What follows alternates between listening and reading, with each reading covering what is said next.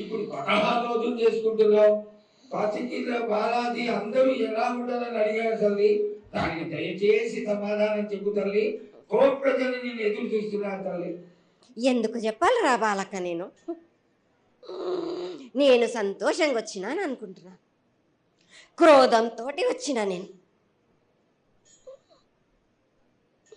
మీతోటి. నేను ఎందుకు పలుకులిప్పాలా, ఎందుకు సమాధానం చెప్పాలా? నేను మీరు మాత్రం నా మాట ఏమైనా ఆచరిస్తుర్రా? లేదు కదా. మీరు అడిగిన దానికి నేను ఎందుకు సమాధానం చెప్పాలి? కాదు తల్లి, నువ్వు గుడ్డలకి ఎప్పుడు సలహాలు ఇవ్వడం, ఆశీర్వాదం ఇవ్వడం, ఏం తక్కువ చేస్తున్నావు అని తెలియజేయడమే నీ ధర్మం తల్లి.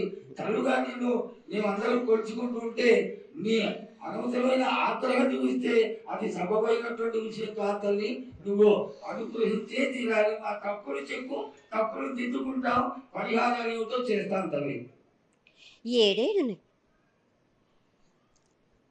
2 మాసాలు అయిపోయింది, 2 వర్షాలు కూడా అయిపోయింది. నా విగ్రహ ప్రతిష్ఠ చేస్తానని మాట తీసుకుంటున్నారు కానీ మీరు మాత్రం చెయ్యట్లేరు. మీరు కానీ నా ఆగ్రహానికి మీరు గురి అవుతున్నారు.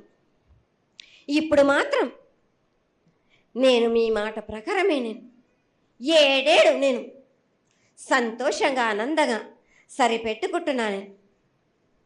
నా బాల బచ్చలందరినీ నేను ఏ ఆపద వచ్చినా నేను కాపాడుతున్నా. నేను ఏ ప్రమాదాలు వచ్చినా కానీ కాపాడుతున్నా. నేను మీరు మాత్రం నా మాటకు మాత్రం ఆచరించట్లేరు. నేను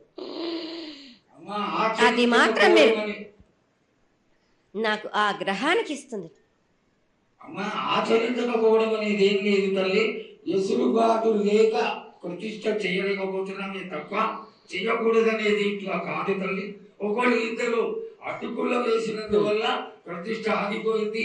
ఎవరు అడ్డుపుల్ల వేసినా గాని తొలగించేదాన్ని నేను ఇంకా మాత్రం నేను ఊరుకోను. నేను ఎవరు అడ్డొచ్చినా నేను వాళ్ళను మాత్రం తీసుకుపోయేదే కానీ వాళ్ళకు నేను చుక్కలు చూపిస్తాను. ఇంకా మాత్రం నేను మాత్రం ఊరుకోను బాలక.